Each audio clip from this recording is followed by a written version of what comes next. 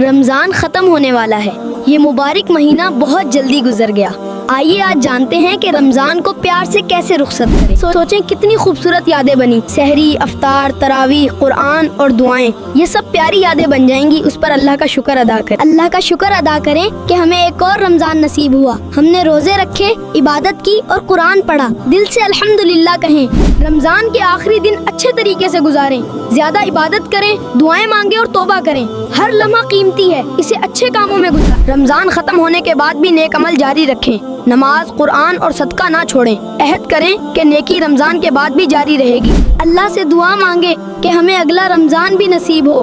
ہم صحت کے ساتھ دوبارہ یہ مبارک مہینہ دیکھ سکیں.